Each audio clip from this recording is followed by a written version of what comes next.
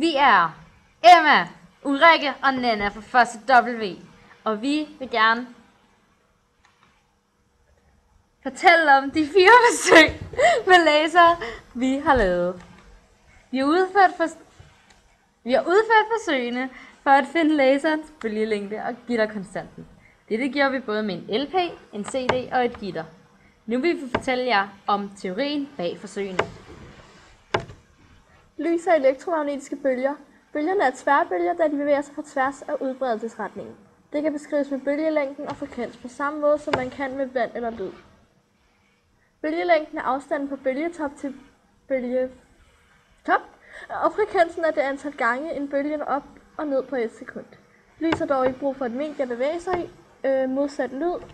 Vi ser ikke alt lys. Vi kan nemlig kun se det lys, der har bølgelængden på mellem 380 nanometer og 700 nanometer. Hvis man ser lys med en laser gennem et gitter, vil laserens lys blive afbøjet og skabe en masse pletter på skærmen eller væggen, hvor man lyser på. Der hvor man kan se prikkerne, er der konstruktiv interferens, det vil sige at bølgerne følges ad, interfererer og derved forstærker hinanden. Der hvor der ikke er pletter, er der destruktiv interferens, og bølgerne er modsatte af hinanden, eller uens. Og derfor modarbejder de hinanden og udligner hinanden. Altså flad linje. Okay. Det midterste plet, der kommer på skærmen.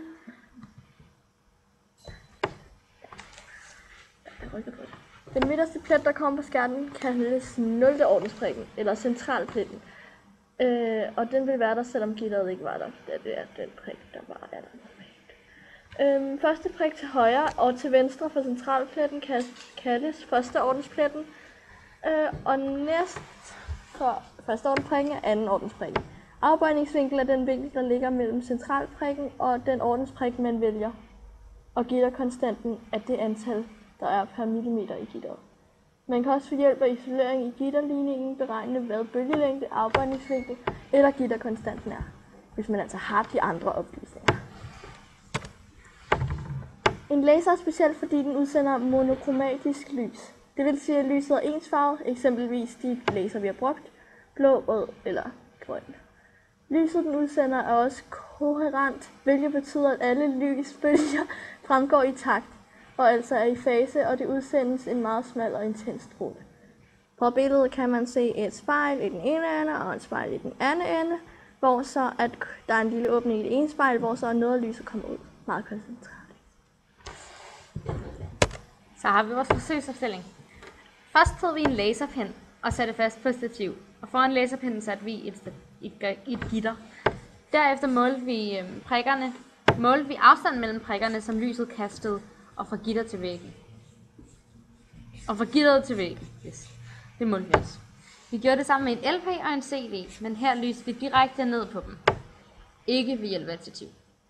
Det kan I se på billederne. Da vi så skulle behandle dataen, så kan I, som I kan se i tabellen, se de værdier, vi har fået.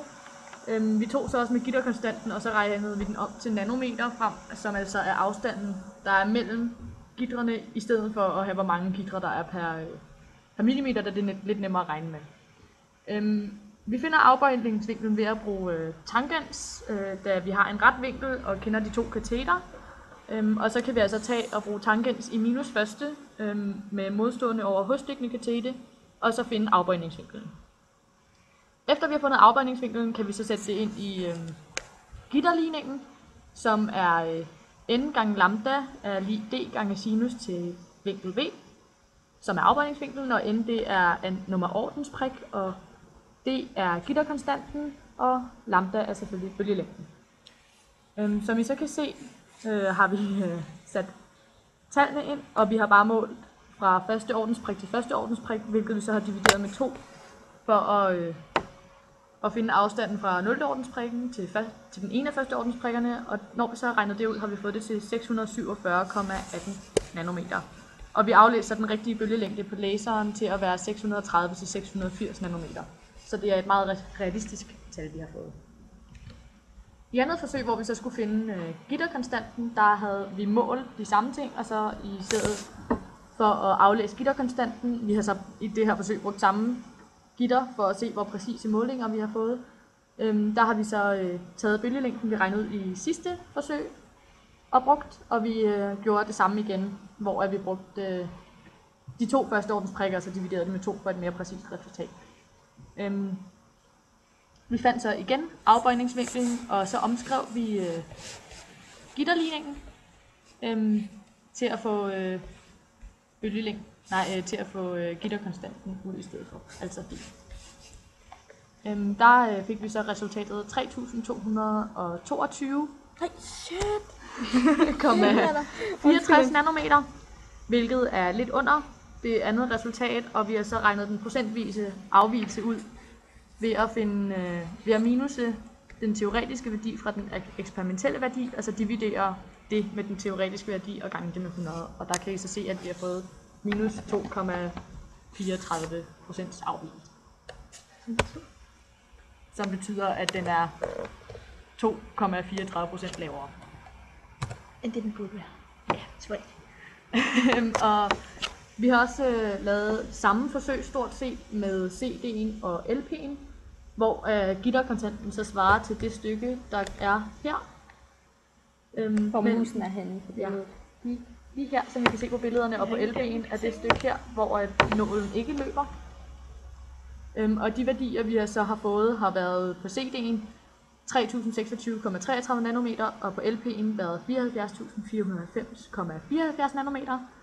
Og de teoretiske værdier kan I så se nedenunder, hvor vores værdier er dobbelt så store, cirka.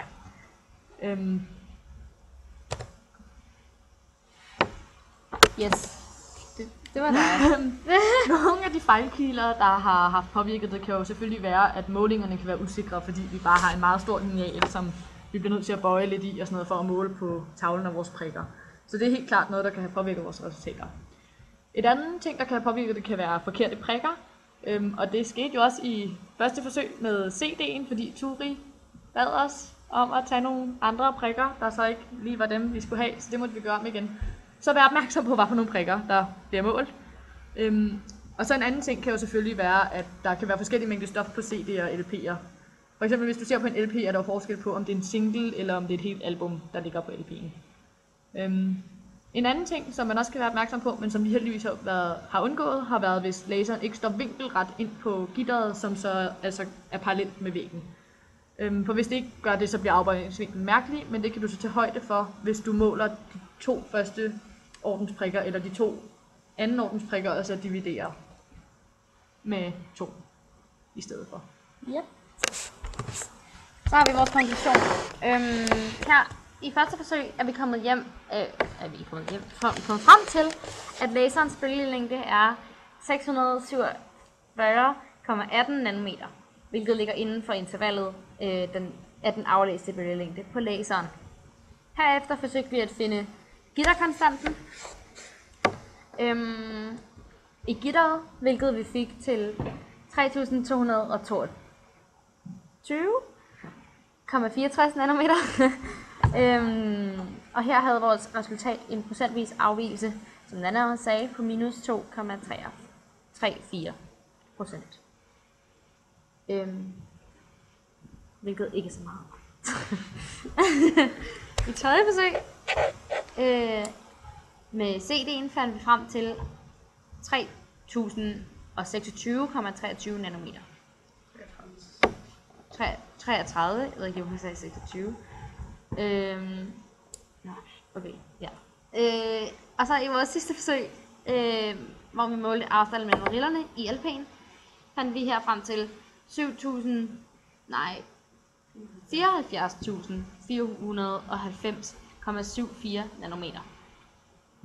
Det var, hvad vi havde i dag. Mange tak, fordi I gad at lytte til os. Ja. Tak, Turi, fordi du... Ja, tak. Hej! Fysik for life!